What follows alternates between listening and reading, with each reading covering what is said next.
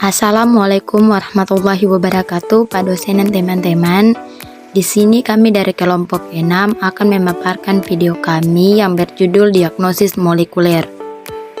Anggota-anggota kelompok kami yaitu yang pertama Darlina, yang kedua Julia Salome Mikidori, yang ketiga Destianing Silaupu, yang keempat Jenoya, yang kelima Astuti Kaimudin, yang keenam Kezia Novita Tapilaha, yang ke-7 Preis Polnaya, dan yang ke-8 Petrus Bangkol. Prinsip kerjanya terbagi menjadi 4. Yang pertama, mendeteksi kelainan atau penyimpangan atau status patologi individu atau pasien. Yang kedua, menggunakan sampel DNA atau hasil ekspresinya dari RNA dan protein untuk mendapatkan informasi dan menggunakan diagnosis. Yang ketiga, menggunakan hasil uji deteksi molekuler untuk diagnosis, klarifikasi, progenesis.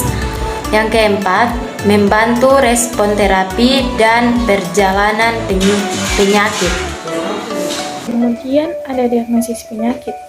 Diagnosis penyakit yang pertama ada infeksi, mendeteksi DNA, RNA, bakteri, virus, dan parasit.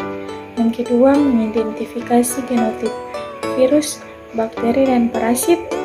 Yang ketiga, determinasi mutasi bakteri, virus, dan parasit. Yang keempat, uji resistensi AB. Diagnosis penyakit yang kedua ada degeneratif. Yang pertama, identifikasi gen kausatif. Yang kedua, determinasi mutasi dan polimorfisme gen tersebut. Yang ketiga, analisa hambatan atau malfungsi gen tersebut. Diagnosis penyakit yang ketiga atau yang terakhir ada keganasan. Yang pertama, mengidentifikasi atau marka perangkat keganasan. Yang kedua, determinasi perubahan, mutasi, delesi, translokasi gen marka keganasan. Yang ketiga, menguji suseptibilitas individu terhadap keganasan. Dan yang terakhir, menentukan genetika dan silsilah keluarga. Kelainan atau penyimpangan. Kelainan terbagi atas 2, yaitu genetik dan malformasi kongenital. Sedangkan genetik itu terbagi atas 4. Yang pertama, mengidentifikasi gen kausatif atau marka. Yang kedua, mendeterminasi perubahan gen kausatif. Yang ketiga, mendeterminasi genotip individual. Dan yang terakhir, menganalisa silsilah keluarga. Sedangkan pada malformasi kongenital itu terbagi atas 2. Yang pertama, mengidentifikasi gen kausatif atau marka. Dan yang kedua yaitu mendeterminasi perubahan gen kausatif. Selanjutnya terdapat 4 metode diagnosa molekuler, yaitu PCR, ELISA, Western blot, dan Scholen blot, dengan penjelasan sebagai berikut. PCR atau polymerase chain reaction adalah metode yang cepat dan sederhana yang dapat mengkopi dan memperbanyak urutan DNA spesifik yang diinginkan. Kemudian divisualisasikan sebagai pita yang jelas pada gel agarosa. ELISA atau enzim linked immune sorting assay merupakan metode yang sensitif untuk mendeteksi antibodi, antigen, hormon maupun bahan-bahan toksik. ELISA juga merupakan pengembangan dari sistem deteksi dengan immunofluorescence atau radioaktif. Western blot, proses pemindahan protein dari gel hasil elektroforesis ke membran. Membran ini dapat diperlukan lebih fleksibel daripada gel, sehingga protein dapat terblot pada membran dapat dideteksi dengan secara visual maupun fluoresensi. Deteksi ekspresi protein pada organisme dilakukan dengan prinsip imunologi menggunakan antibodi primer dan antibodi sekunder.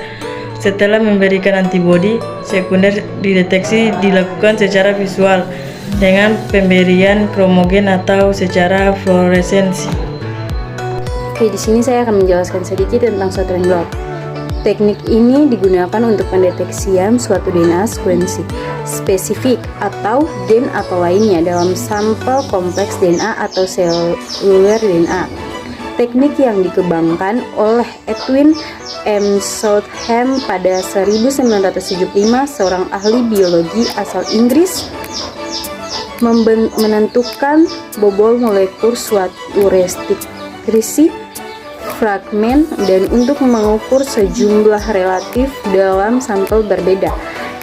Blot teknik digunakan untuk memindahkan protein DNA dan RNA ke suatu pengangkut sehingga dapat dipisahkan, dan sering juga diikuti penggunaan suatu glytropesis. Kemudian Soltran blot digunakan untuk memindahkan DNA. Kelebihan diagnosis molekuler. Yang pertama, lebih efisien dalam metodologi waktu dan sampling. Yang kedua, lebih cepat dan akurat. Yang ketiga, memerlukan sampel dengan jumlah atau ukuran kecil. Yang keempat, dapat disimpan dan diulang kembali dalam rentang waktu lama. Kelemahan dan kekurangan. Yang pertama, memerlukan metodologi dan sarana yang kompleks dan mukanya. Yang kedua, biaya operasional mahal. Yang ketiga, hanya dapat dilakukan di laboratorium yang komplit. Mungkin itu saja presentasi dari kelompok kami. Lebih kurangnya kami mohon maaf, dan semoga video kami bermanfaat.